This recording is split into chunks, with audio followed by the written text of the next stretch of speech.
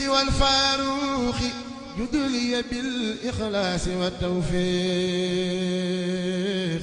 وبمحمد رسول الله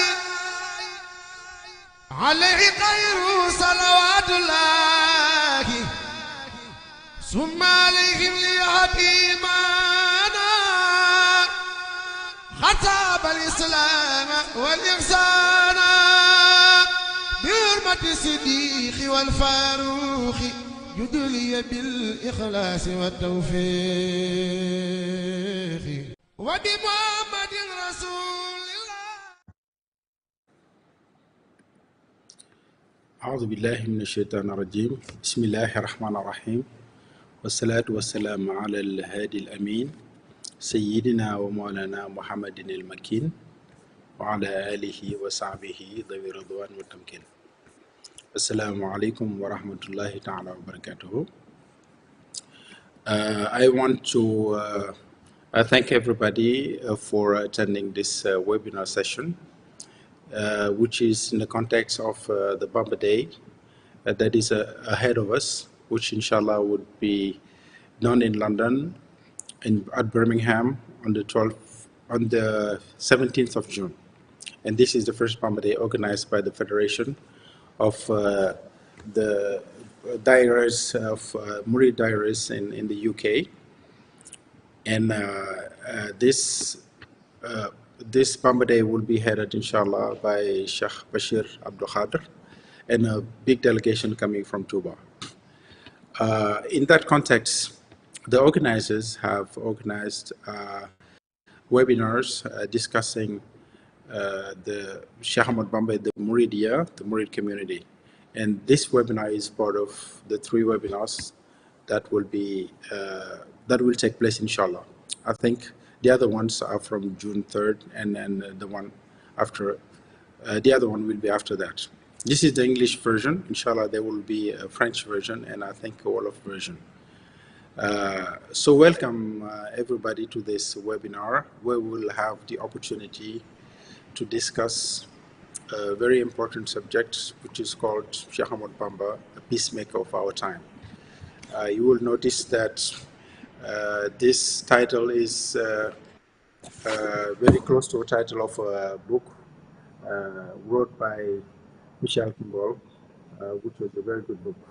But I'm just happy to tell you that we have the opportunity of having bright scholars today here in front of us to discuss this very important subject. You know that our world is in big turmoil. You know, the war is in Ukraine, in Europe. You know, a lot of wars in Africa. You know, in Western Africa, a lot of countries are in turmoil. Senegal is an exception. And I think this is a time to send a message of peace. In the Islamic world also, I think there's a big problem with violence in, you know, a lot of places in the Islamic world. And to an extent where at some point in time, Islam has been, you know, compared to, has been put in parallel with violence. And I think this is an opportunity to learn about the teachings of Sheikh Ahmadou Bamba, which show that with a thorough understanding of Islam, a very extraordinary practice of Islam, he managed to resist in the context of a violent environment where he was born, where he was raised, and where he resisted the French colonialists, but by weaving peaceful means. And the results, I think, today is the success of a community where there's a lot of examples regarding how they peacefully expand their religion, how they peacefully have success in social and solidarity and economics.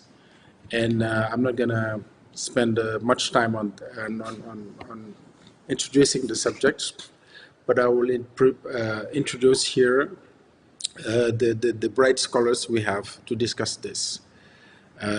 My name is Mohamed Lamine Baké. I live in Senegal. I'm a grandson of Sheikh Ahmadou Bamba. I had my MBA in the US a while ago, 1995, worked maybe 4 years in the US, and another 4 years in Citibank Senegal, and I'm doing Islamic finance because part of the Sheikh's mission is to be a mujaddid in reviving Islam, and not only in ibadat but in muamalat, what they call muamalat.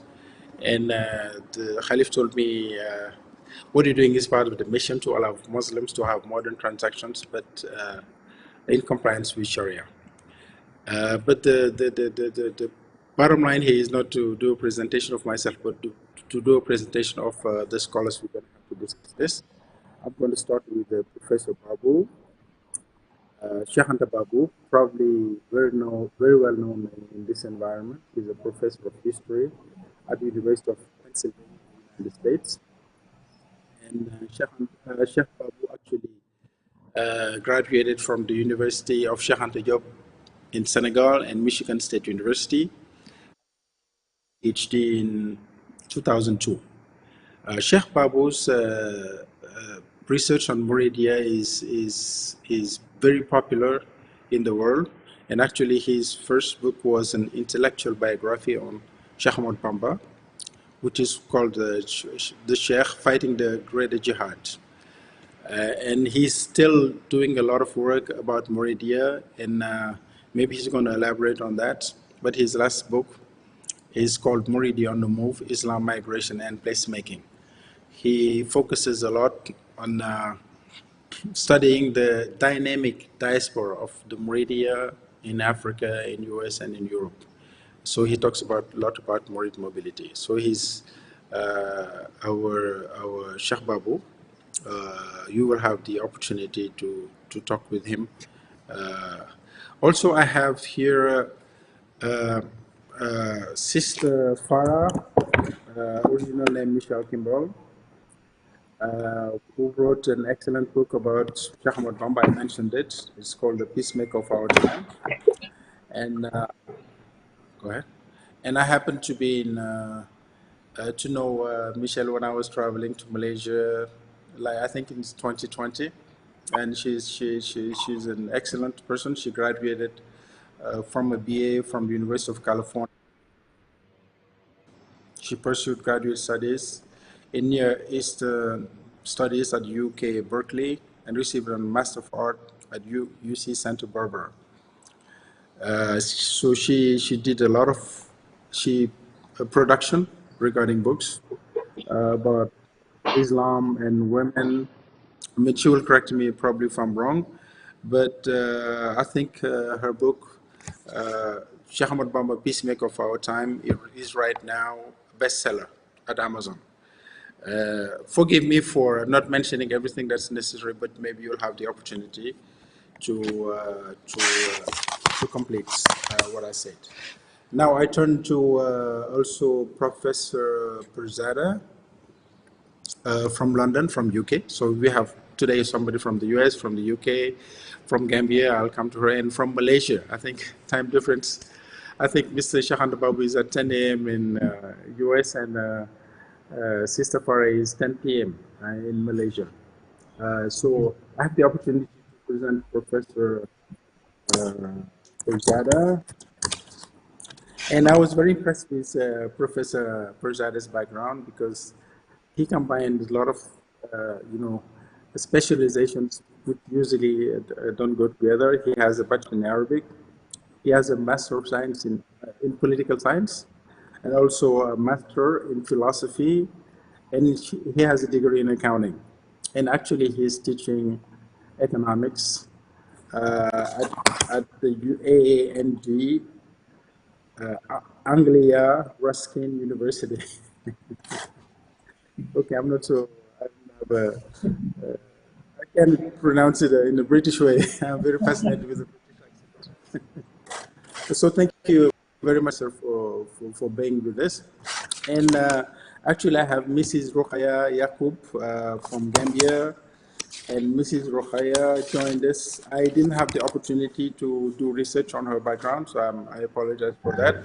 But she's an educator of Indian children, or often, and also she wrote a very nice book on the gift of Sheikh Ahmadou Bamba. So we had the opportunity to discuss with her, and she's in Gambia, but maybe she can mention more about her background when we discuss this. So I'm not going to spend much more time. The way we organize this session is we intend to have each of the scholars do a presentation between 15 and 20 minutes. Then I'll have one or two questions as a moderator regarding the presentation. And if time allows it, we will have questions for the public. I don't know if the technical people at Bichri TV made that available. If not, we will have a last word from them, and then I will conclude the session.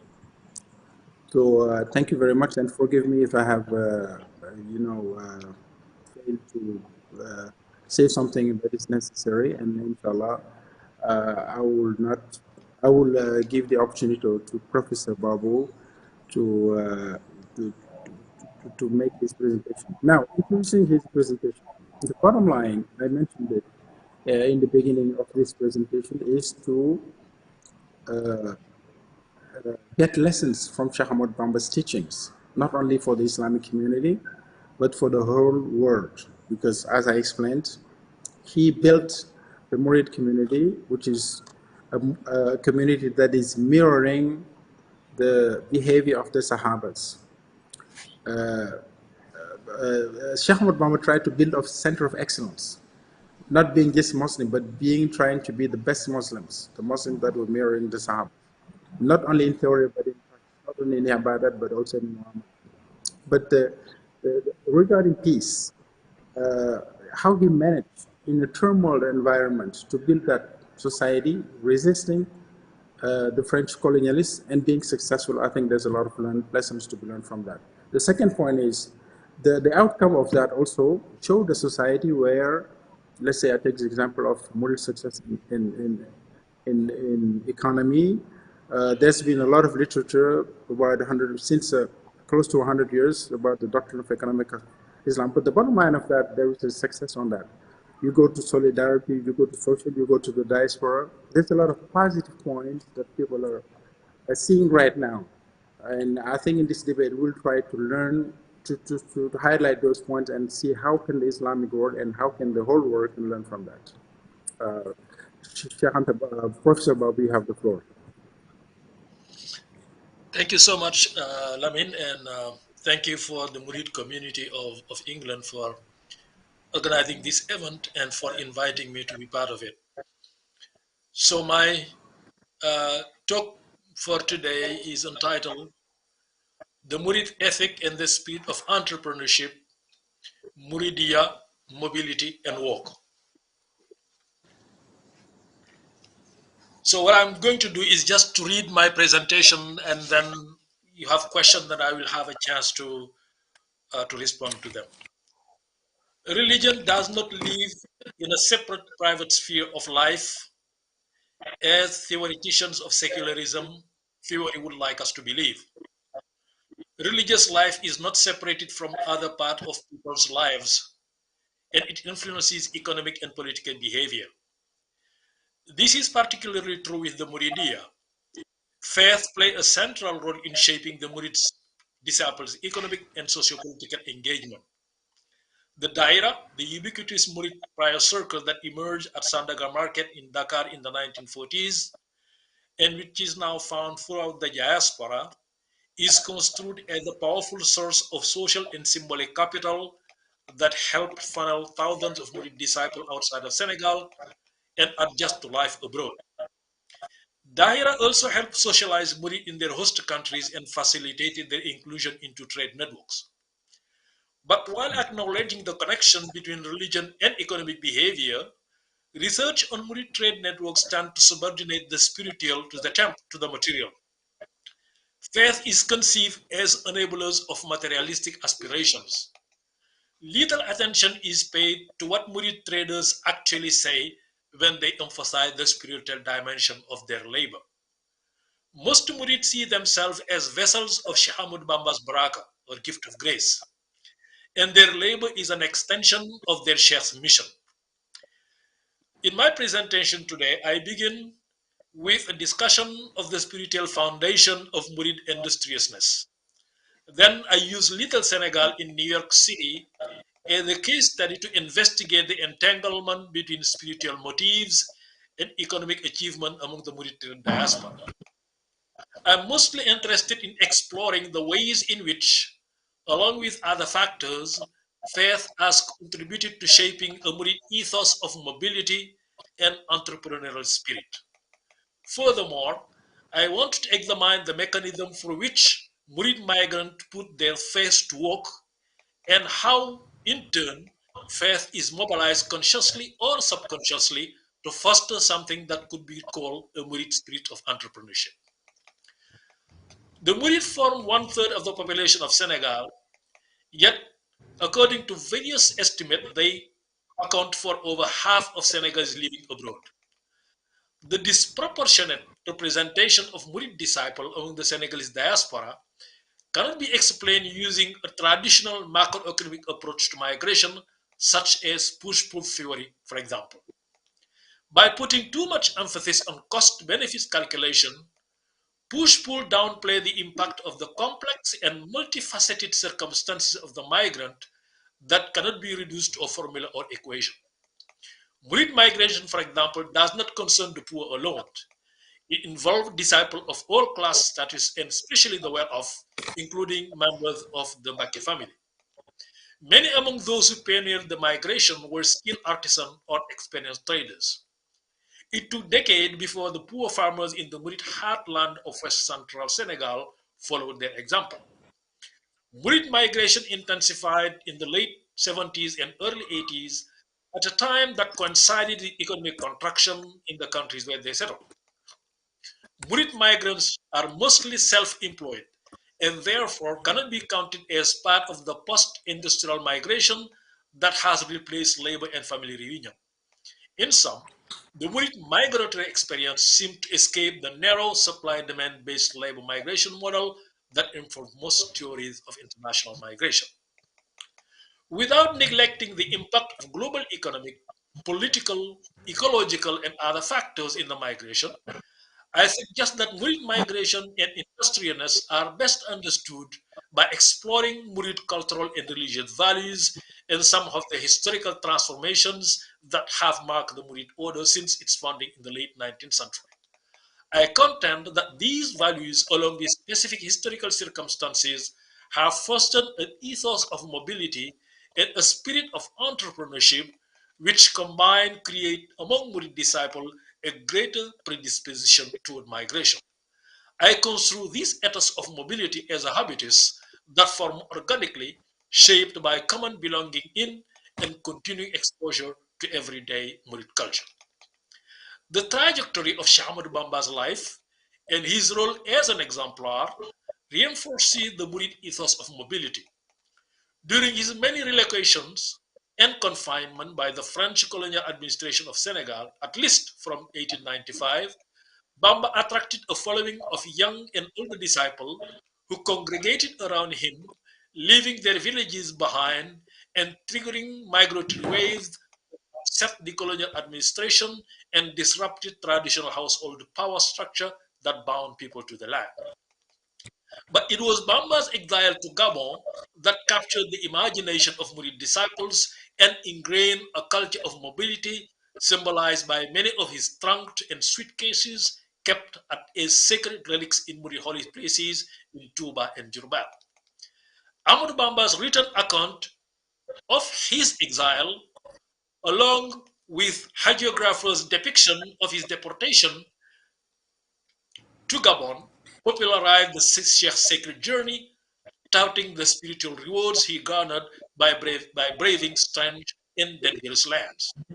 The most popular version of this narration reads like a vernacular geography of French West in Central Africa that later served as a travel guide to faithful Murid disciples following their Sheikh's footprints. It narrates Bamba's transfer from Saint Louis, the capital of French West Africa, to the port of Dakar, where he boarded a ship to Gabon, where he was exiled for 7 years.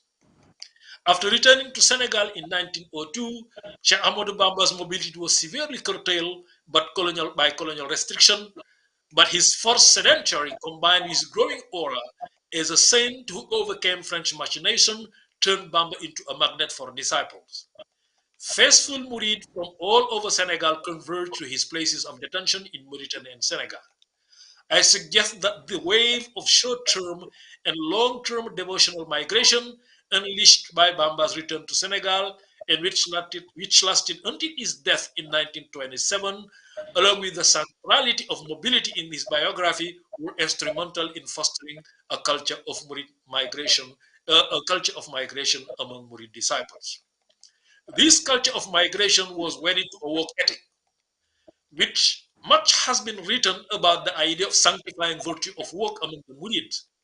But when referring to work in his writings, Bamba often uses the Arabic word khidma or service, alongside the word of amal or talabul alal, which mean labor or action, and kasb, which mean earning, gain, or profit.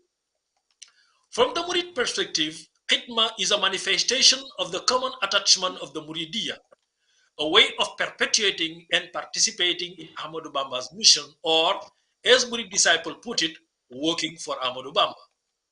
For Murids, prayers and other forms of worship are duties common to all Muslims. Khidma constitutes their distinctive way of expressing love and fidelity to their Sheikh, particularly by continuing his mission. The economic implication of khidma is important, as it results in the accumulation of wealth and prestige within the Murid organization. Economic prosperity, in turn, demonstrates the continuing potency of Ahmadou Bamba's Baraka even after his death. But for disciple, what is even more important is their ability to contribute through their labor, their wealth, investment, and donation to the continuing manifestation of these potency. In other words, Murid disciples find it as their utmost duty to demonstrate through their labor and economic achievement the continuing efficacy of Ahmadou Bamba's prayers. Trust in Bamba's gift of grace and the power of his prayers creates in turn a predisposition for risk-taking. I see this predisposition, along with the sense of communal solidarity and the impulse to improve their material life, as the driving force behind the mobility of Murid disciple and their industriousness. The Sheikh's guidance is important on Murid mobility and economic resourcefulness, but it is not the most important factor. Little Senegal, the West African neighborhood in central Harlem in New York City, offers an interesting case study to probe the working of the Murid economic ethos. Murid migrants began arriving in New York City in the mid-1970s. These migrants were embedded in the same network that facilitated Murid migration to cities in Senegal, West Africa, and France. The extension of these networks to North Africa demonstrates Murid ability to take advantage of the opportunities that their inclusion in the French imperial dominion made available. It also revealed that they are not constrained by imperial connections. The first Murid who arrived in New York were seasonal traders dealing in antique artifacts or jaikatu bant or wood merchants. They were the sons of art dealers sent by their fathers who owned shop on Rue Mohammed V on the tourist district of Senegalese capital near Sandaga Market. By the mid-1980s, the migration had taken a new form. More Murid came to New York and most overstayed their visa, parting with the tradition of seasonal migration established by preceding immigrants. Many among these new immigrants work as street vendors, cab drivers, wage laborers, and hair braiders. They gradually settled in central Harlem at a time when this African-American neighborhood was riddled by violence and decay. As the number of Senegalese moving to Harlem grew, business followed and a new street culture evolved.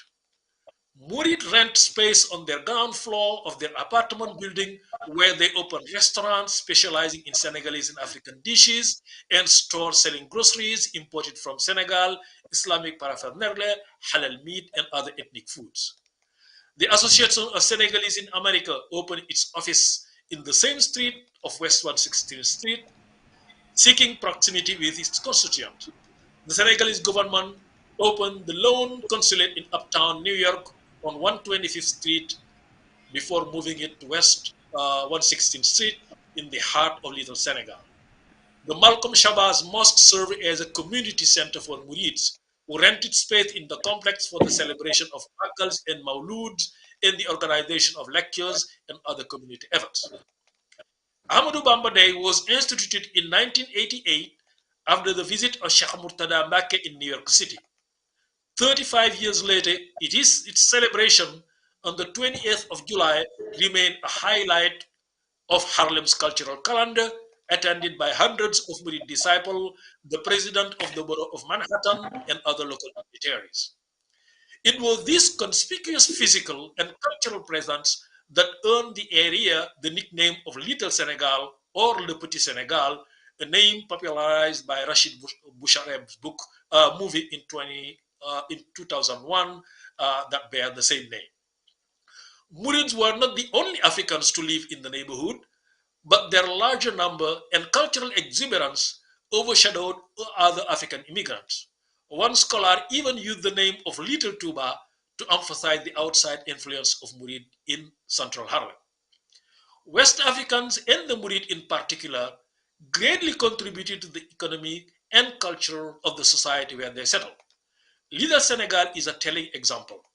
With their vibrant culture and spirit of entrepreneurship, West Africans have made a significant contribution to the revival of Harlem after decades of depression compounded by population flight, crime, and economic decline. This revival is now spawning gentrification as these immigrants who move in Harlem when few dare to walk the street of this neighborhood after dark are now being pushed out by developers and real estate investors. A few words of conclusion. Beyond a narrow focus on the economy that informs most studies of Murid migration, I have shown the centrality of culture and especially religion in the life of Murid immigrants. Murid are agents of a vernacular modernity. They form a community that escaped the constraint of the neoliberal world order. Diasporic Murids inhabit a world that was not made for them. The neoliberal world was made to facilitate the circulation of capital and skilled human resources. Most Murid immigrants are neither rich nor skilled, but they have been successful in taking advantage of the opportunity provided by the global liberal order. Their ability to refashion and infuse the living space with Murid culture values is remarkable. Murid have been successful in building a space for themselves in host societies without antagonizing the local administrative and political cultures. Like African immigrants in general, they are not a threat to so-called Western identity and way of life. They embody multiple identities that are deployed in different spheres of life: hometown association, ethnic association, religious association, corporate association, but they do not reject Western value, nor are they incapable of adjusting to Western ways of life. They resist wholesale top-down assimilation that marginalize or criminalize their culture, but remain committed to a negotiated cultural integration that recognize their positive contribution to a multicultural society. Thank you so much for your attention.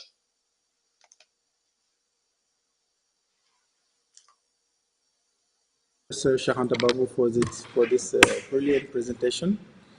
And I just want to take this opportunity to remind the public who are following us that I think the technicians put in place a system where if people have questions, they can send it to me and I'll have my WhatsApp, and maybe I can place those questions. So thank you, Professor Bamba. I think this is a very interesting study regarding your previous studies, but I feel this is a more pragmatic approach, more empirical study regarding the results of the Sheikh. And I have just two questions. The first question is, I heard your speech regarding the sacrality of migration in the Murid culture. I heard your speech about the fact that the Sheikh traveled in Gabon and everything else, and I think this mirrors the behavior of Sheikh Murtada, who traveled all over the world. But I also noticed that, when you're talking about the numbers, that 50% of the diaspora people are from the Murid community, as maybe they represent a third of the population in Senegal. And so bottom line is, my question would be, what is to be learned from the Sheikh? From your study, we discovered that Murids came in a, you know, uh, not favorable environment. I think Little Senegal was in Harlem and it was violent, but they managed to succeed economically. They managed to change even the behaviors of the violent people. But they managed to, you know, be in line, to insert themselves into the American society, if I take the example of Europe. But at the same time, they kept their culture and their religion. What is the lesson to be learned from the teaching of the Sheikh Ahmadou Bamba regarding that? That's the first question. Thank you. It's a big question. I think what I tried to explain here, and what I'm pushing back against, is really vision of immigration that are to a large extent informed by big theory, push-pull theory, other theories of migration that mostly emphasize the economic dimension of it, but tend to neglect the cultural dimension of migration.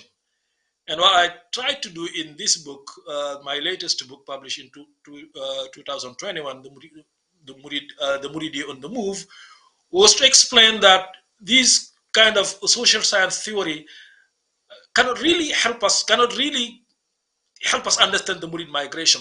That we need to move beyond the kind of narrow materialist interpretation, and to look at Murid values and Murid culture and what those Murid migrants themselves tell us about their migration. And that's what I wanted to get to. That's why, as you said, this is a very kind of empirical work, because it's really a book that is based on field work. I had to travel to all those places to talk to Murid, to meet them, to speak with them, and to see what is behind their drive to migrate, and how were they quite successful to some extent in surviving and thriving in contexts that are extremely difficult.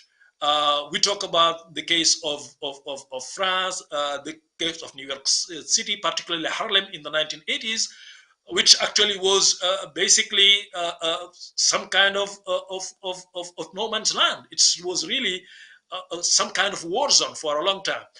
And what I learned from this Murid is that, and they said specifically, some of my interviews, not only my work, but others who did work among the Murid, they clearly tell them, well, then if Sheikh Ahmadou Bamba himself has been able to overcome the hardship of colonialism, of exile, of confinement to house arrest, the last 32 years of his life, then clearly we could survive the situation we live in. Certainly the legacy of Sheikh Ahmadou Bamba, his own life, to some extent, served these murid as a motivation.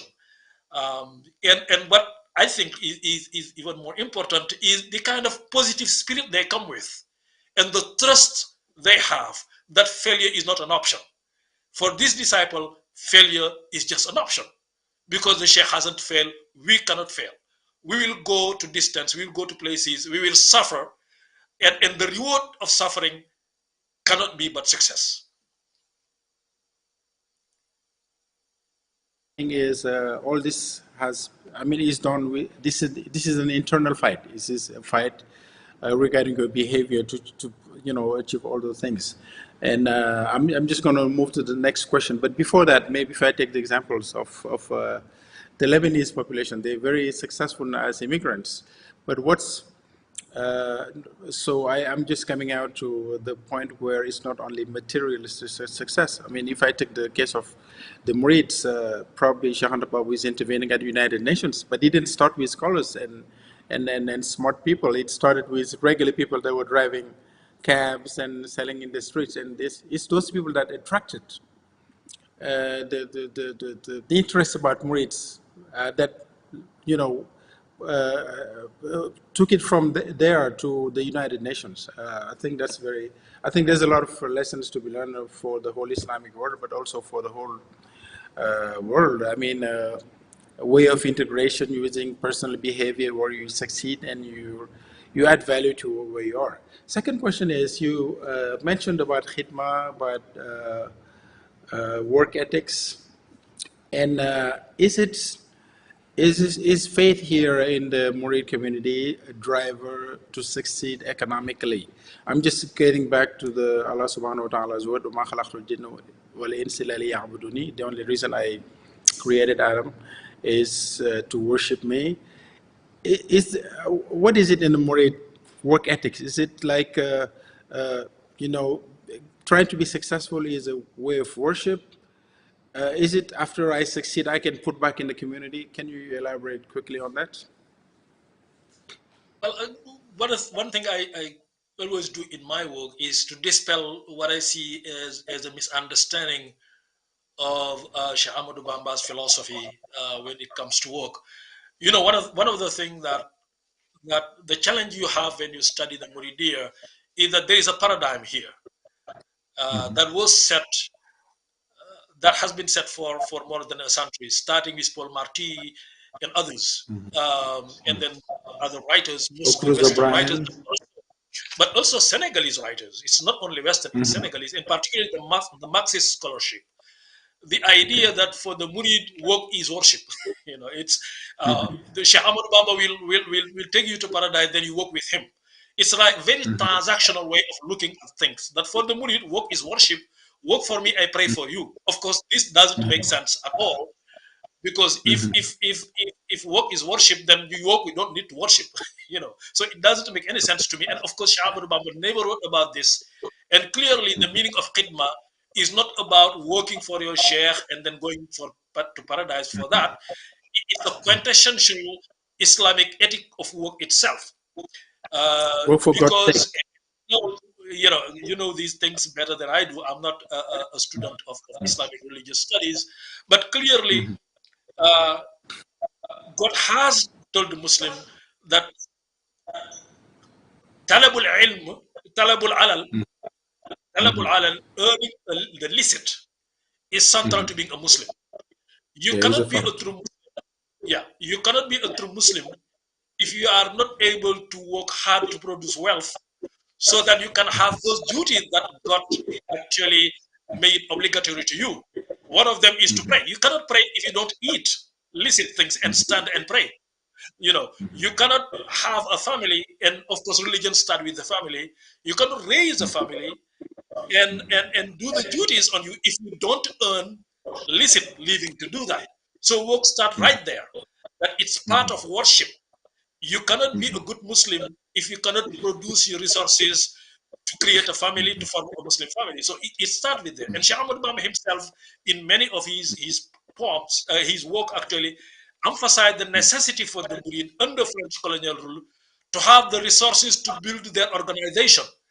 Because until you have the freedom, you have the financial independence to organize yourself, to build your mosque, to lead your families, to educate your disciple, then you are not free.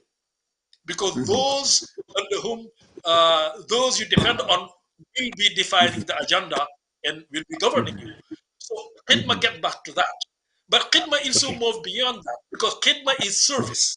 It's not work as we understand it in the kind of casual understanding that the Marxist way of understanding, and others, which is that the production of material things. Work is beyond that. Work is service. It's service to your community. It's service to God, because when you're working and your intent, and intent is important here, and your intent is to produce wealth so that you can pray, so that you can have the resources to build Muslim education, to build Muslim community, then it's beyond just the welfare you're preparing. It's doing a duty that God put you, that is incumbent on you as a Muslim. So that's the way I see it. So that when we think of these murids and the work they do, for them the khidmah it's that. But for the murid, there is another third dimension that I'd like to add to it. The third dimension is, now, as a murid, Sheikh Ahmadou Bamba is no longer with us. So how do we make his prayers continue to work and continue to have agency? The way we do it is by looking at his own ambitions, looking at what he wanted to achieve, and then achieve it on his behalf. And when we do that, then we show that the Sheikh's spirits continue to work, the Sheikh's prayers continue to affect us and to affect the world. And by partaking in this process, then I am continuing the Sheikh mission in my own way. So that raising money to build Matlabul Fawzaini Mosque in Dakar, raising money to build University Khidmatul Qadim in Touba, raising money to build the hospital Matlabul Fawzaini in Touba, all of this is khidma. It's way of participating in making the Sheikh's prayer continue to work in the world we live in, although he's not here anymore. Thanks, Professor Bob. I think this is a strong message. What you're saying is actually the success of Mauritanian economy and work ethics and everything is part of a comprehensive approach of Sheikh Ahmadou Bamba, which is actually the approach of Islam. Islam is the perfect model. Actually, in Islam, there's no difference between worldly acts and an afterlife act. They should both to go together. And I think maybe, I remember I was discussing with Sheikh Muntaha one day, and he was saying that every success that you see in Sheikh Ahmadou Bamba is his deeper understanding of Islam, his deeper practice of Islam. I think this is a good lesson to be learned from Muslims. I wish he had more time, but we will come back to maybe later on if you have the time. I turn to Sister Farah, my dear friend Sister Farah, with the book A Peacemaker of Our Time, which is a future success. I'm going to shift to maybe talking about peace. Sister Farah, I know the message of Sheikh Muntaha in the Khalifa of the Murids and the last Eid was peace. Peace between Muslims and peace between Muslims and non-Muslims, and peace in the country, given the context. And I think one of the very relevant arguments he was making was he kind of like you talked about the biography of Sheikh Ahmadou Bamba and say if this person who went through all these violences with peaceful means, if his Khalif right now comes and say I want peace, he should be trusted. He should be seen as somebody sincere. Please go ahead, Mrs. Kimball. You have the floor.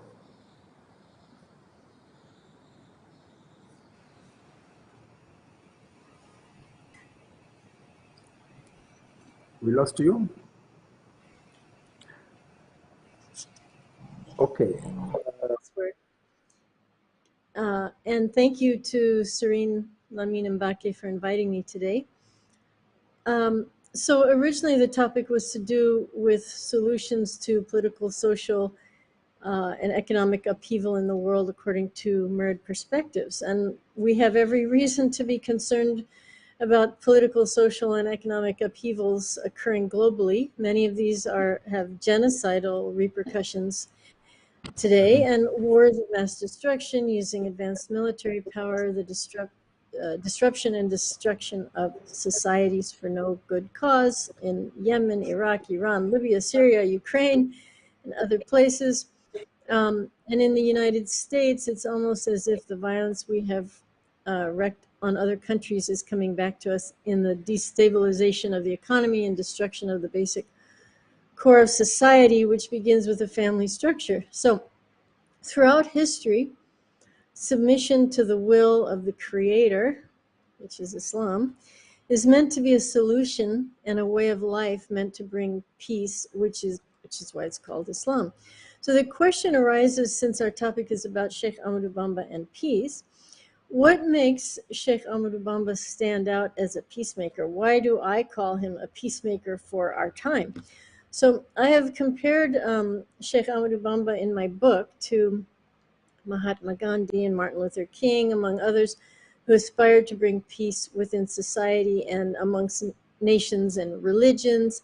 The comparison maybe stops there, but how is Sheikh Ahmadou Bamba distinguished from these eminent figures, and why is he even relevant now? After all, he passed away in 1927, almost a century ago. And King and Gandhi were inspired by their respective religious traditions and sacred texts, in particular the Bhagavad Gita for Gandhi and the Bible for Martin Luther King and the Quran for Sheikh Ahmadou Bamba. Martin Luther King and Gandhi had extreme courage, and they gave great teachings.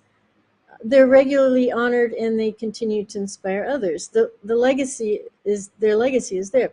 It's interesting to know that Sheikh Ahmadou Bamba, also known as Khadim al-Rasul, servant of the Prophet, or Serene Tuba, master of the luminous city of Tuba, to this day, he's still living amongst us in a way in that he has a tremendous following without being here.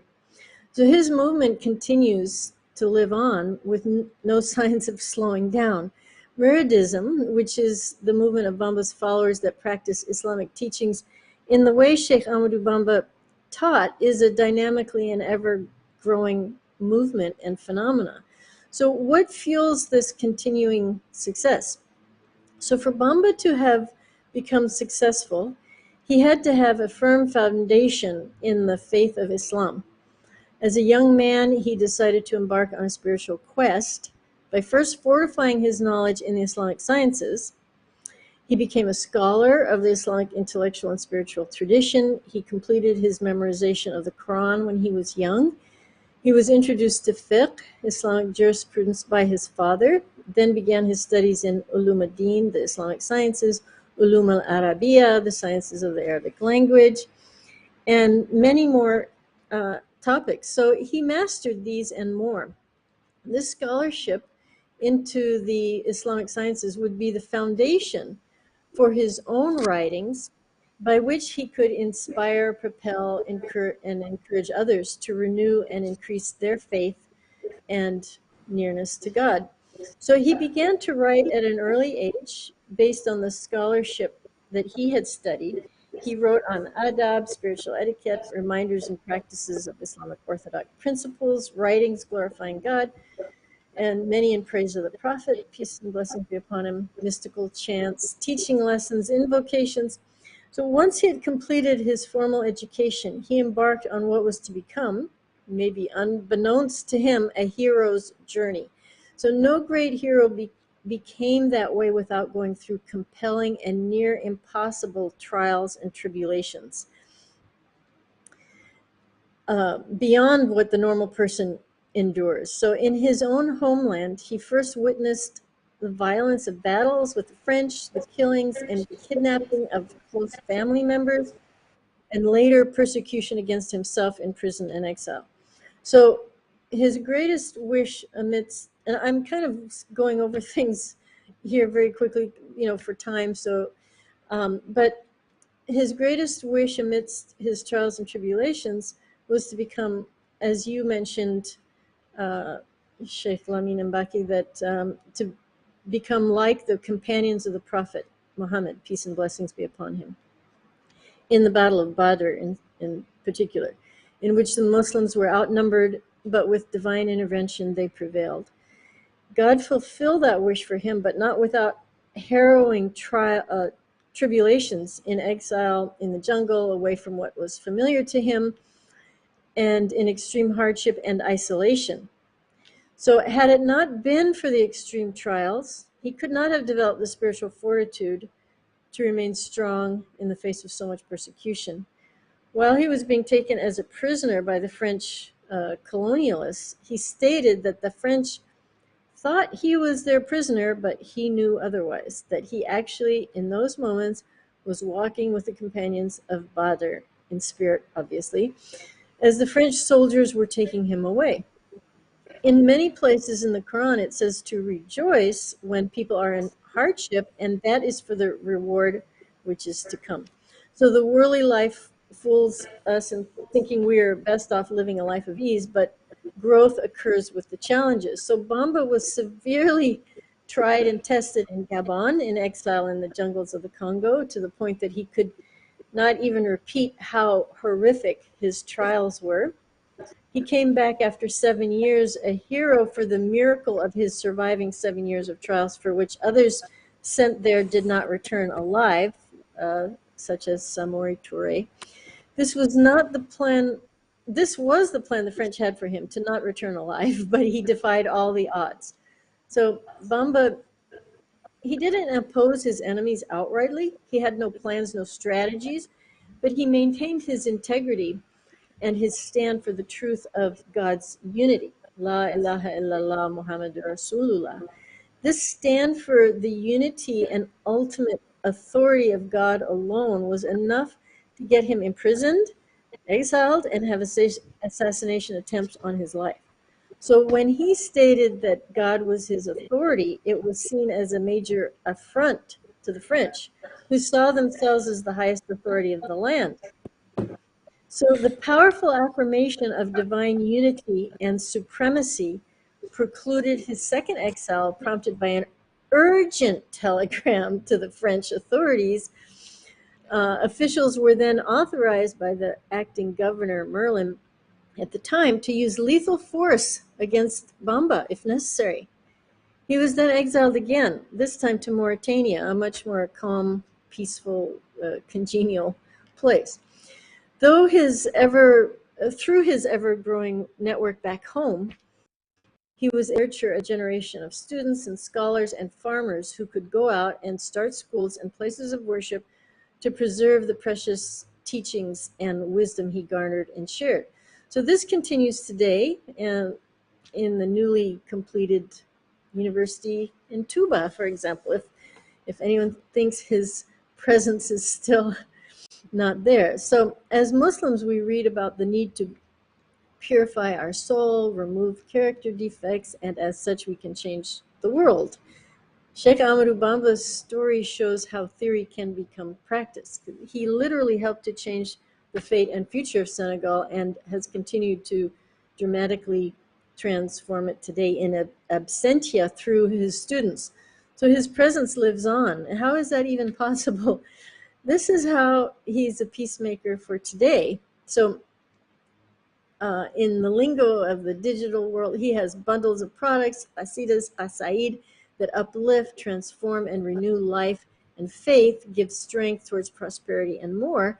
His followers continue to increase without him even being around. So it's an organic growth of the Muridiya movement, like a forest that continues to thrive and expand through poetry of love, truth, divine remembrance, all inspired by the Quran, the Prophet Muhammad, peace and blessings be upon him, and the Islamic intellectual tradition. So these are the sources of the tools and the weapons he talks about. And he compiled into individual poems. So he specifically details the enemies of the soul, nafs, which is the ego, shaitan, Satan, hawa, desires, and dunya, the world, and the specific weapons needed to subdue them, the lower aspects of the soul. He has provided a full arsenal of tools in his myriad writings and poetry, all coming out of the treasure chest of Islam. He's very clear to state, and this is a direct quote from Masalik al-Jinan, Pathway to Paradise, only the person who combines fiqh, Islamic jurisprudence, and tasawwuf, the purification of the soul on the spiritual path, is worthy of being a role model and a guide. This rule was issued by Imam Malik, he says, may the Lord be pleased with him and surround him with his mercy. So Sheikh Ahmadou Bamba stands firm in the tradition of Islam going back to the time of the Prophet, peace and blessings be upon him, and his companions and the great scholars that have come after him. So Sheikh Ahmadou Bamba inspired an entire region to transform what's around it by transforming what's inside of us. So this was essential to his teachings. He said those not interested in transforming themselves could go elsewhere, that there were plenty of teachers out there to teach from books. So this is what makes him relevant now with the outward and inward signs that he left to continue the process of inner and outer transformation. So the flower garden that he cultivated of his teachings of the Muridiya order continues to bloom. The largest mosque in West Africa is named after his poem. It was built only a few years ago, 2019, and is named for one of his most famous litanies, Masalik al-Jinan, or Pathway to Paradise, which is partly a versification of Yadali al-Daimani's work, The Seal of Sufism. So there are so many signs that Sheikh Ahmadou Bamba's spirit lives on. He fulfilled the vision of Tuba on different levels in his quest to find its location on earth. So he literally went out on earth to find the location of where to establish a holy city. Starting from a baobab tree, the city of Touba is now the second largest city in Senegal. The word and concept of Touba is mentioned in the Quran as the bliss that is the reward of those who do good. And the hadith reads, Touba is like a tree that is in paradise. The extent of its shade is equal to a 100-year walk. It's so vast. And the clothes of heaven's inhabitants will originate from its flowers. So this ever-living, ever-blooming legacy and example which Ahmadou Bamba left towards peace and harmony is a reason I think he's a peacemaker for our time. That's it. That's it. Well, thank you very much, Sister Michelle, with this brilliant presentation. I'm very impressed of your level of knowledge in Islam and in the Sheikh story. Given your background, you came from America, from California, and you're now living in Malaysia. It's very impressive, by the way. It's very impressive, even reading your book, how deep your sources are. How did you get to go from that culture and knowing deeply this culture? It's very impressive. So I have just two questions, like in Professor Babu. Now, regarding that, almost what you said is Sheikh Ahmadou Bamba, with his philosophy, with his practicing of Islam, with his community, is managing up to now, even in the future, to resist peacefully, to expand economically, socially. You mentioned the building of the Masalikul Jinan Mosque in 2019, and it's growing fast. Now, we're in a context where Islam has a lot of problems. Islam is identified as violence. In most of the Islamic world, there's wars and things like that. And I know from your own perspective, you live in Malaysia, you've been in contact, you know, I follow you, what you do, you're in contact with a lot of Muslim communities, non-Muslim communities. What is a lesson to be learned from Muslims, from the Sheikh's teaching, from Sheikh Ahmadou Bamba now, to be able to succeed in that, you know, war zone environment, in that, you know, very violent environment, like Professor Bob was saying earlier, quickly. Well, I think it's, you know, it has to do with what he taught that people needed to do to get a firm foundation in Islam. And he said you had to have a foundation in fiqh before going to the spiritual path, and transforming what's inside through constant remembrance of God, dhikrullah, and all of his, you know, qasaid really give these same kind of teachings. And he talks about how to specifically deal with different elements of our lower self. And I think it's very much an internal thing. I also do think that we have to deal with things on the outside too. But you know, prayer and getting together specifically to deal with specific issues, I think, is also an important thing. But he basically, you know, taught to go out and start mosques and schools, and based on these teachings. And so that's something that I don't think we do enough of in the I mean, I'm sure you do in Senegal, but in other parts of the world. He literally had all of his people go out and start a mosque or school in different towns and villages, and even start the villages. Wonderful. I think what I think from your answer, I discovered that Islam is a treasure, because basically what you're saying, the success of the Sheikh or the Murid community comes from understanding better Islam, learning better Islam, but being better Muslims and working against our own nafs, like Professor Babu was saying in his book. Like if you internalize those behaviors, you become better Muslims. I mean, against all odds, you start succeeding against, colonialism, you succeed economically and everything. Okay, the second question, I don't know if I have time for the second question. Yes, the second question was, taking you, Sister Farah, as an American who came from California, who wrote a wonderful book, who discovered a lot of things about Sheikh Ahmadou Bamba through Sheikh Abdoulaye J, who we send our praise to him, who did a wonderful job in the Murid community. And actually, I was remembering Sheikh Murtada, when he was traveling, said that we Murids or Woloffs, we have tendency of, exporting our culture, which is not necessary.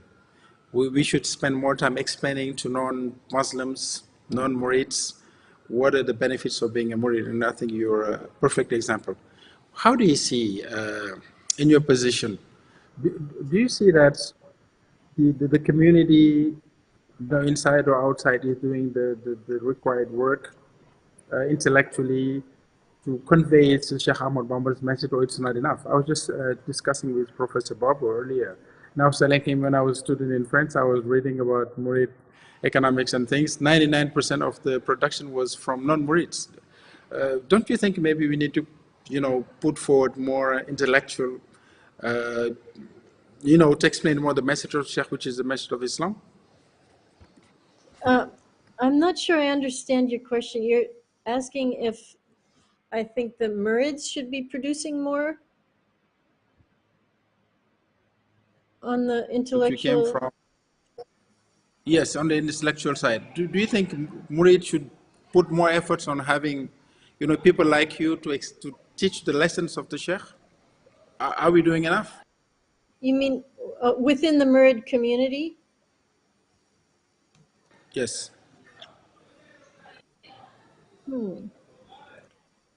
I do think that Murids need to open out a little more to not just within their own communities, but to kind of share with other people their understanding of Islam. It's kind of a unique perspective through Sheikh Ahmadou Bamba. So I think that a lot of interaction would be good with Murids and other Muslims and even other people. Like for this Sheikh Ahmadou Bamba Day, inviting the communities around them, and yes, then teaching from within the tradition what it is about. I don't know. I think that it's probably very different in Senegal and outside of Senegal. So I'm not sure exactly in Senegal what people are doing. I don't see that much in the Murid community outside of Senegal. So I guess anywhere, I think everybody should be increasing our, teaching and about Islam. Okay, very good point. Actually, this is my opinion. Actually, what you just stated, I think. I remember when I was a student in Europe and US, Sheikh Murtada was traveling. Sheikh Ahmadou Bamba, who did a lot in diaspora, he was saying the focus should be more on showing Ahmadou Bamba's teaching inside the Islamic world and outside the Islamic world. And I don't think we're doing enough. But I think this is a good move from the London Federation, headed by Mr. Damgay. So congratulations on that. But I think we have a lot of work to do on that, because even if you look at the writings, the books on the Murids, until we had Sheikh Anta Babu and things. Over 90% was from outside people. So I take this opportunity to talk with Mr. Professor Perzada of ANG Rusting University in London. And Professor Perzada published a very interesting book that I haven't read yet, but I'm eager to read, which is Epistemology of Ethics and Epistemology of Sheikh Ahmadou Bamba. So I don't think I need to introduce anything. You have relayed the groundwork for the subject, so I'll just leave you for the floor. And after we finish, also, if you have questions between you guys, we're ready to take it. Thank you. Yes, Lamin, taking your last question, Sheikh Abdullah J said to me once, when he went around and taught people, if he taught just Senegalese people, this will be very limited because they have their own understanding. So he wanted to internationalize Muridia. And Yeah. secondly, he did want Murids to be the ones who researched, but not necessarily only Senegalese Murids. So these were two of his perspectives on that. Okay, let me do my presentation then. So I'm just, my presentation, what I took was Ahmadou Bamba, the peacemaker, so to speak. That was the title I seem to have been given.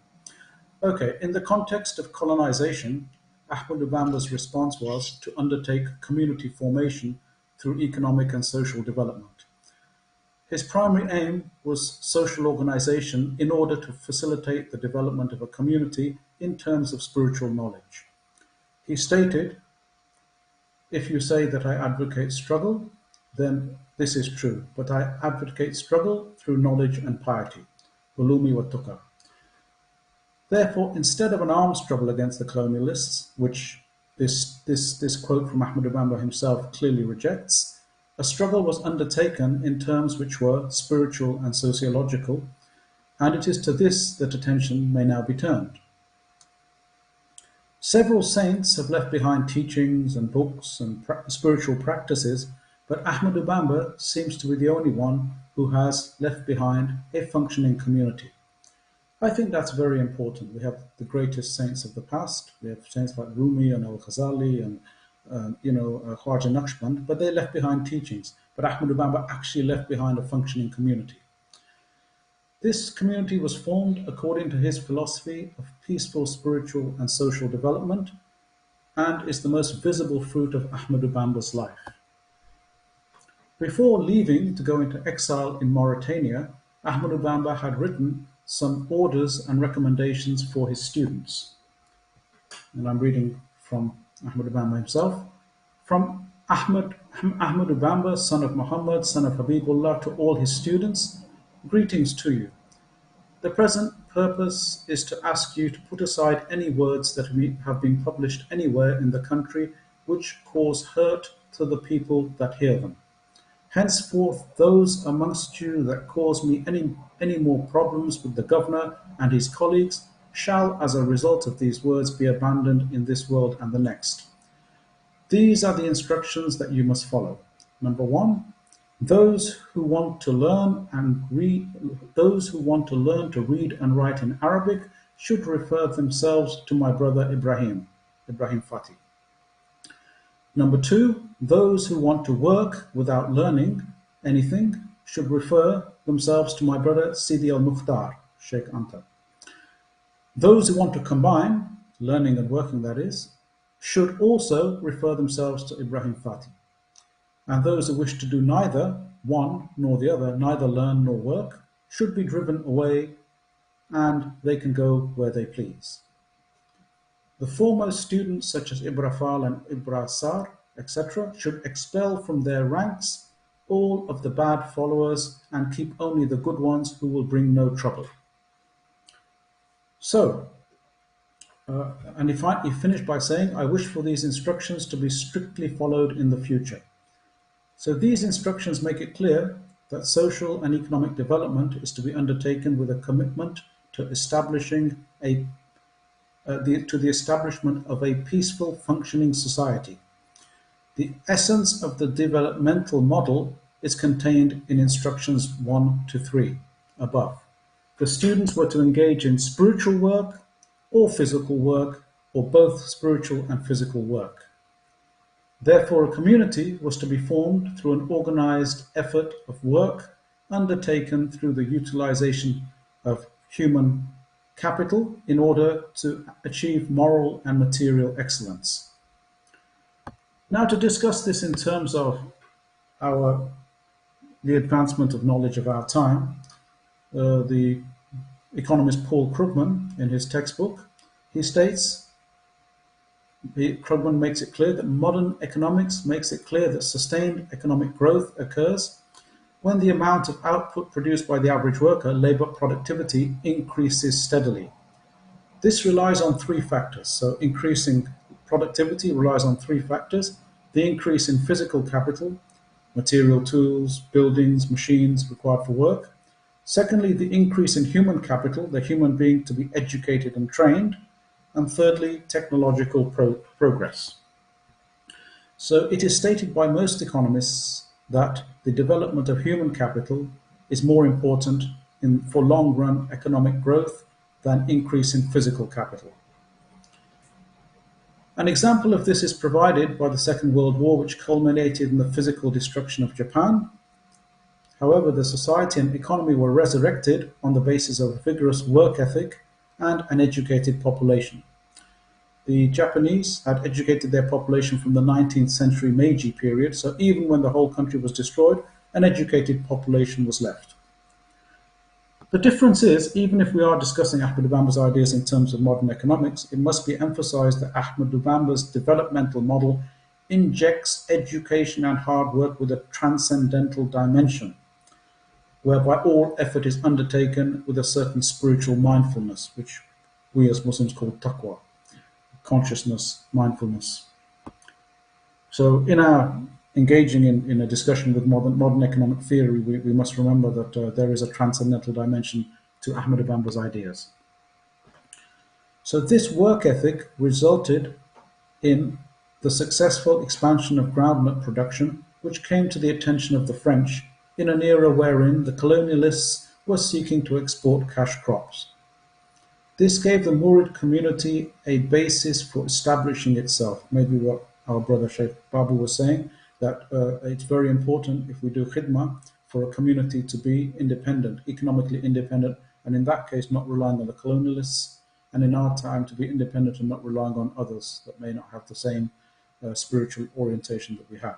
So the Murid community, on the basis of establishing itself through hard work and successful groundnut production, successful production of a cash crop, even though they were under the shadow of a wary colonial oversight, they managed to succeed in doing this. And future generations would expand their economic activities into the urban environment of Senegal and establish successful business activities. And there's a clear genealogy to nowadays where the Moorids very much control the Senegalese economy. It remains to ask then, if we take all this on, is Ahmadou Bamba's peaceful developmental approach, can this provide a model for Muslims in this epoch? Can we apply these teachings in this time, in other words? Seeking to generalize the idea with the utilization of a certain level of abstraction, it seems that making the best use of whatever potentially difficult objective conditions are faced, and then undertaking both spiritual and physical work, could find broad applicability. There are many nations in the Muslim world that are suffering from conditions not entirely dissimilar to Senegal under French colonization. Whether the tormentor nowadays is a foreign occupier or an oppressive government ruling a Muslim country, those objective situations, those objectively difficult situations, seem to be very common in the Muslim world.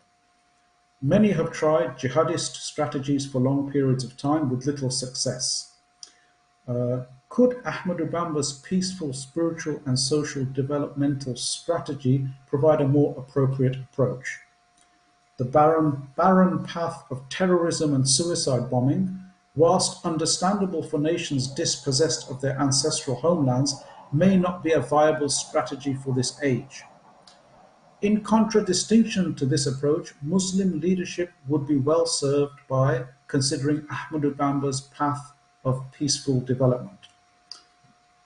Would it be too bold an assertion to suggest that Ahmadou Bamba may have initiated a way for Muslims to preserve their societies spiritually and socially in this particular historical epoch? Now, I'm not happy that I've emphasized the last, I was thinking, have I emphasized the last point? The point I'm trying to make, let me say it rhetorically differently.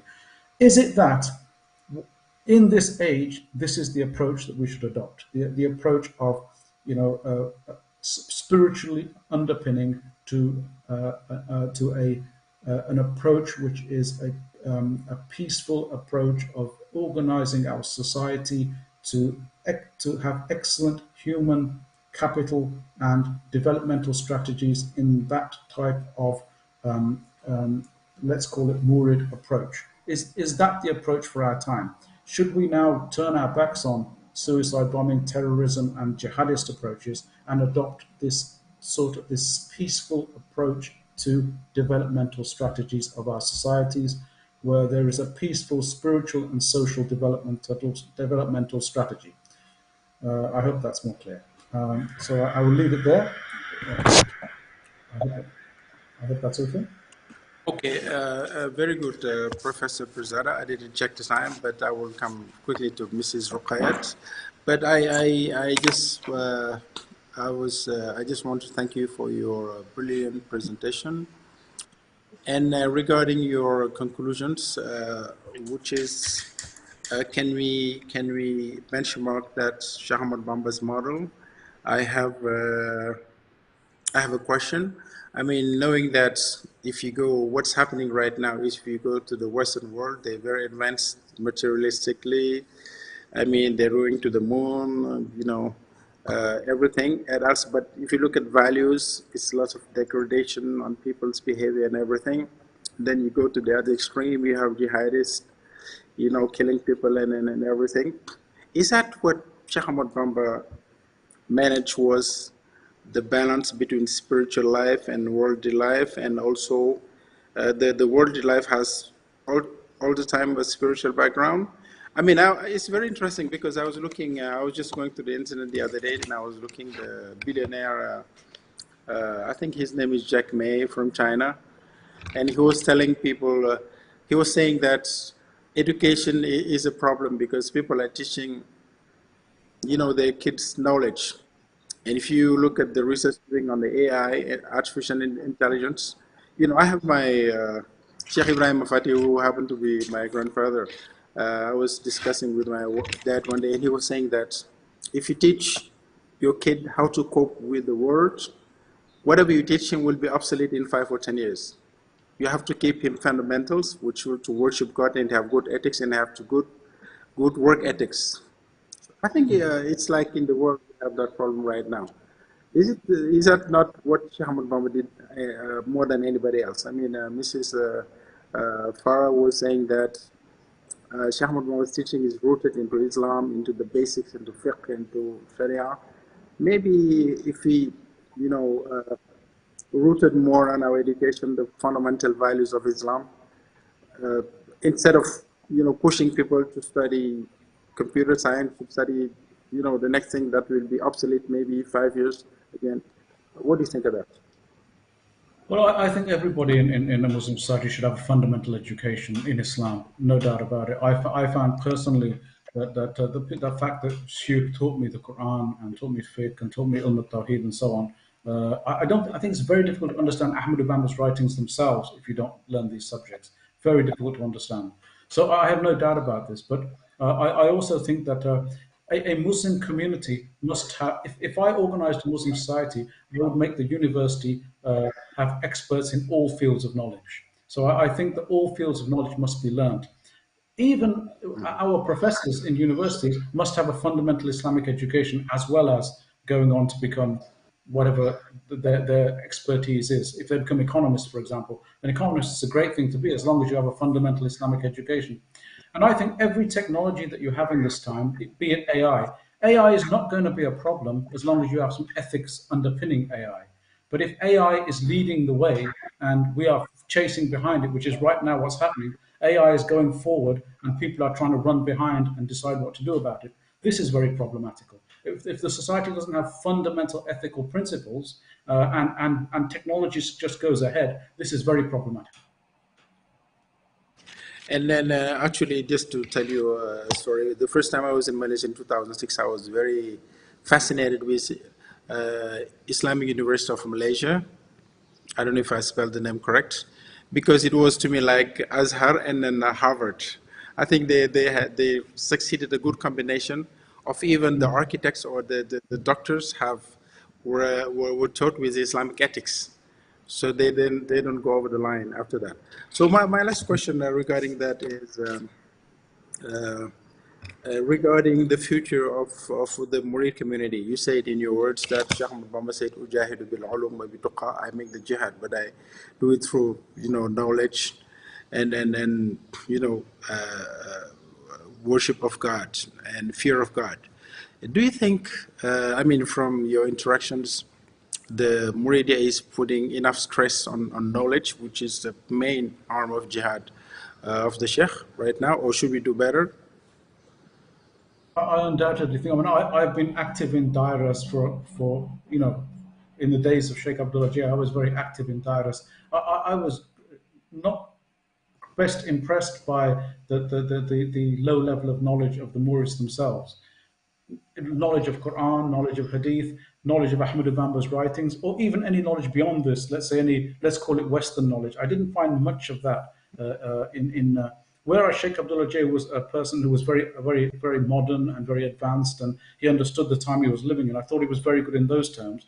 I didn't find. I think I quite verbally said I don't think that the Ziarras are functioning as Ahmadou Bamba himself would have wanted. So I don't think so. If you're asking me directly, yes, I don't think that the Murids of our time yet have really fully internalized the message of Ahmadou Bamba in terms of knowledge.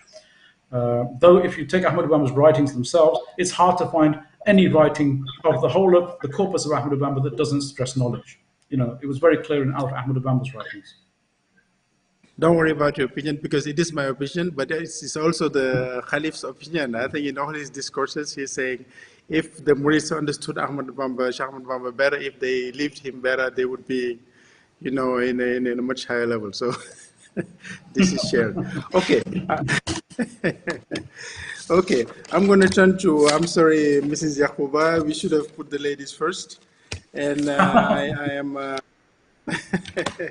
so I'm introducing Sister Ruqayyat Yaqub, who wrote The Gift of Sheikh Ahmadou Bamba. My question would be simple. What is the gift of Sheikh Ahmadou Bamba regarding everything we said?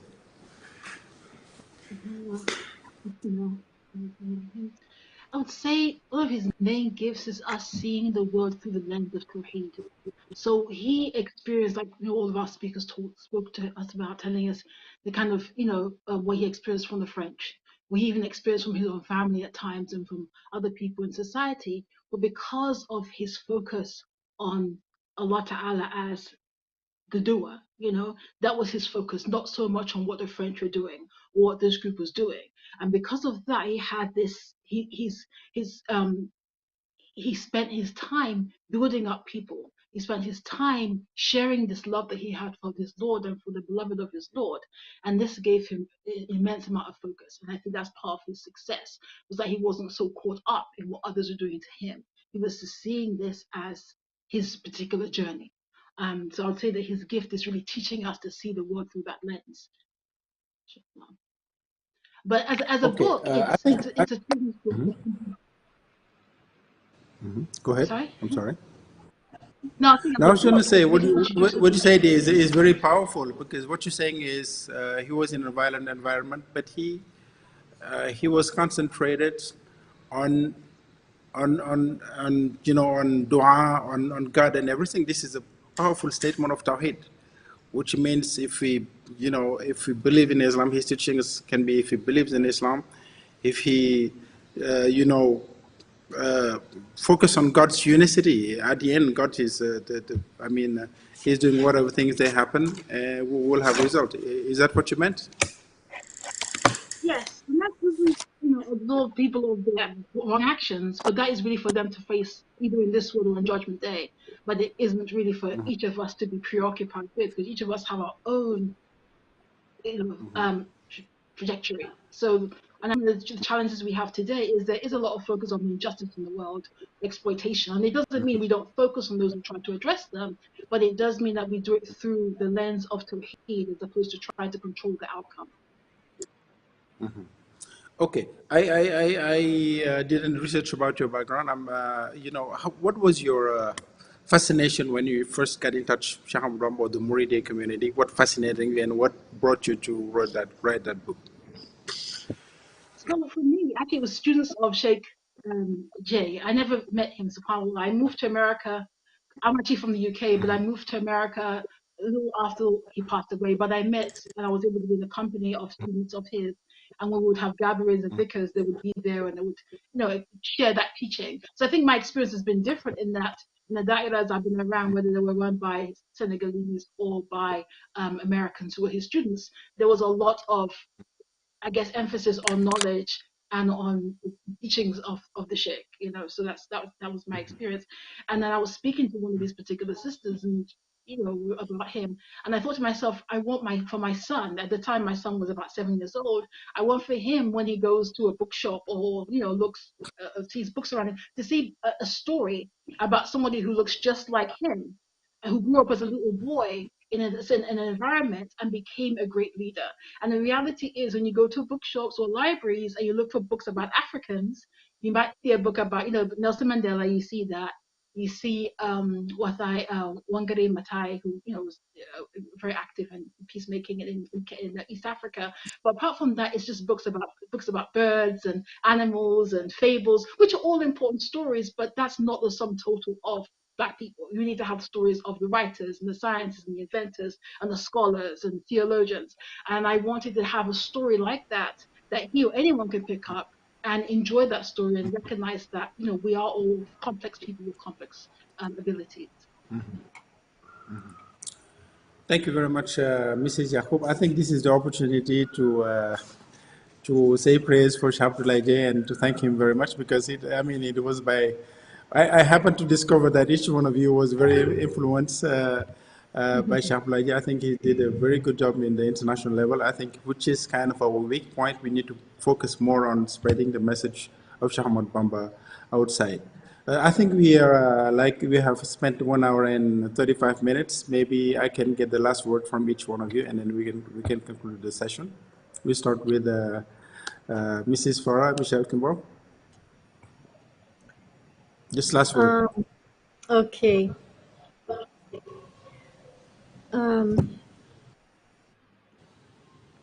Maybe going forward, I know you have not been in Tuba for the last time, but Murids are, is growing, the community is growing very fast. But what should we do better, for example?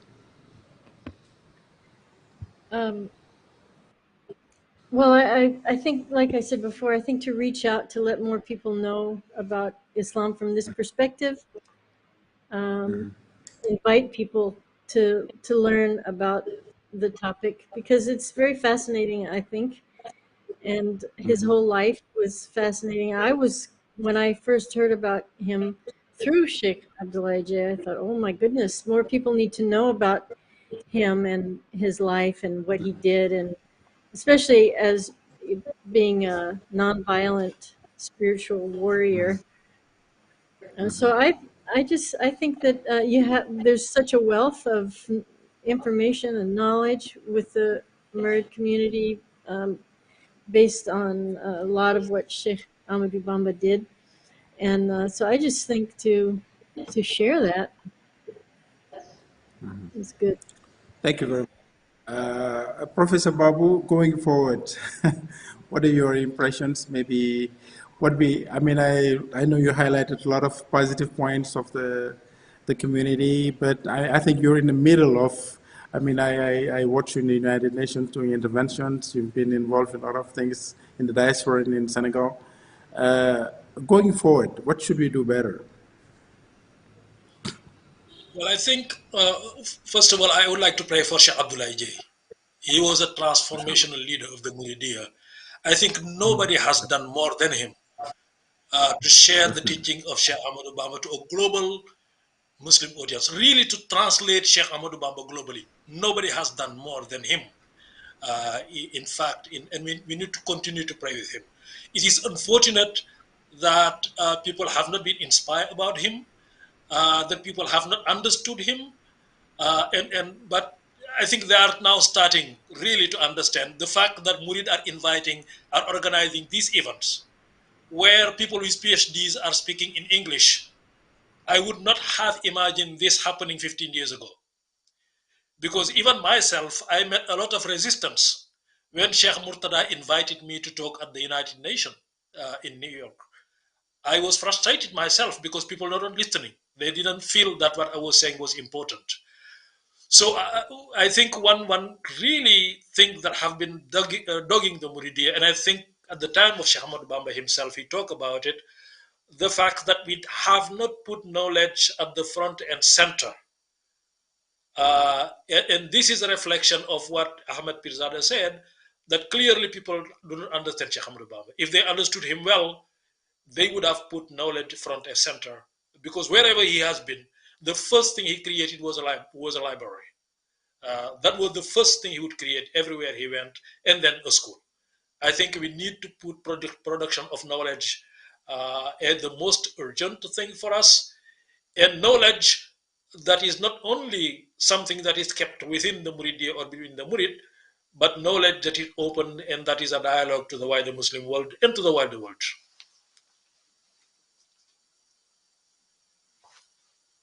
I do my jihad through knowledge and reverence to God. Professor Pirzada, I know you're a philosopher, you're an accountant, you're an economist. Just last word, we saw like in the past years, we have organizations like Tuba Economy, even though it's late, people are getting organized in the Murid community. Just one grandson of Sheikh Ahmadou Bamba woke up one day and I want every Murid to participate $5 a month. And it brought billions in CFA, and they were doing social actions. I mean, they were transforming the city of the Tuba, and even now this is mirrored. This is copied by every other city. Another example in Magals, for example, mechanics, they have an organization where they help people create, on the way, I just heard yesterday with the Christian pilgrimage, they're doing the same thing. And last also in the Ramadan, the Murids go and give people gifts for, breaking their Ramadan and everything. And I think it's just widespread. What do you think? But this is on an economic standpoint. What do you think you need to do better, or we need to do going forward to get all this, more organized and more successful? In this time, we can organize educational programs for Murids and non-Murids. You can easily organize this. You can do it. I have taught people sitting here who are in Africa from my desk in London, with Zoom lectures. I would like to see very organized educational programs given to Murids and non-Murids. I would like the Sheikh to make it a compulsory that if you're going to be my disciple, you must learn, let's say, the tafsir of the fundamental surahs of the Quran that we read every day. So, to have a legitimate, organized educational program, I would like to see that done. And this is very easy to do in this time. There are many good people that will help you if you want to do something like this. So I'd like to see something like this done.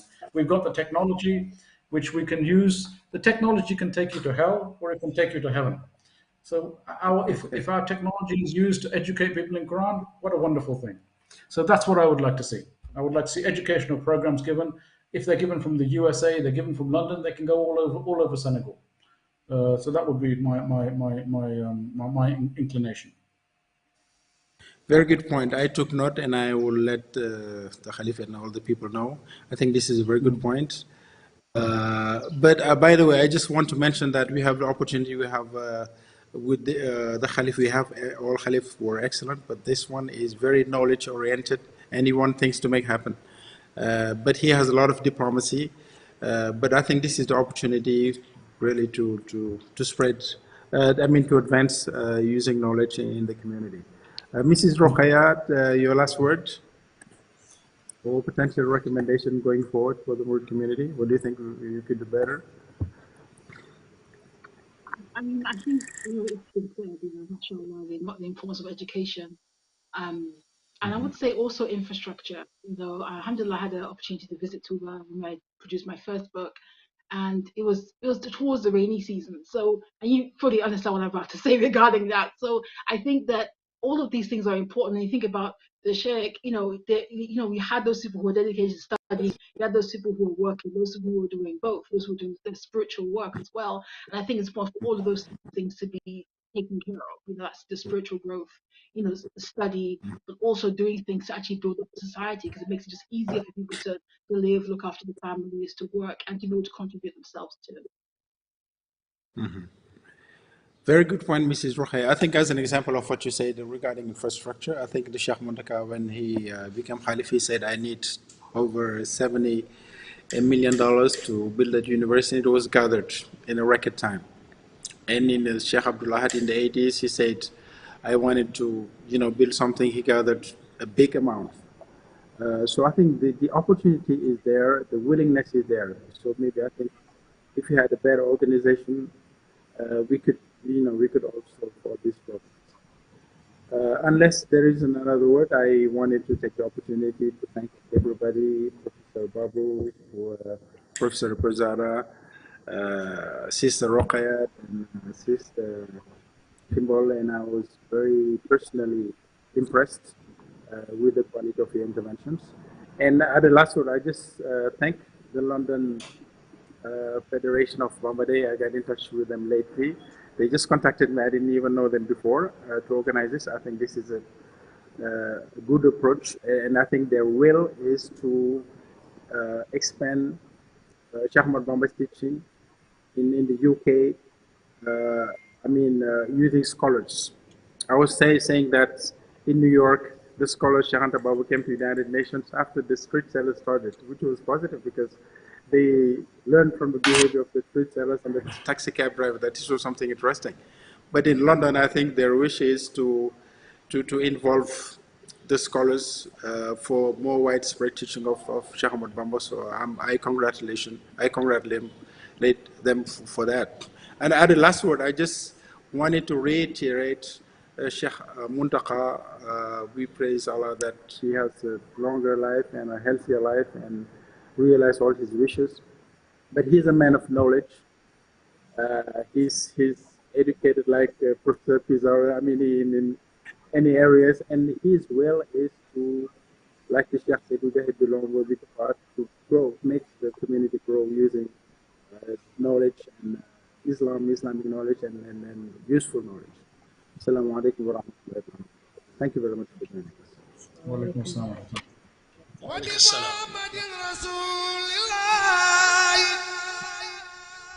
عليه خير صلوات الله ثم عليهم ليهديمانا خطاب الإسلام والإحسان بحرمة الصديق والفاروق يدلي بالإخلاص والتوفيق وبمحمد رسول الله عليه خير صلوات الله ثم عليهم ليهديمانا خطاب الإسلام والإحسان بحرمة الصديق والفاروق يدلي بالإخلاص والتوفيق وبمحمد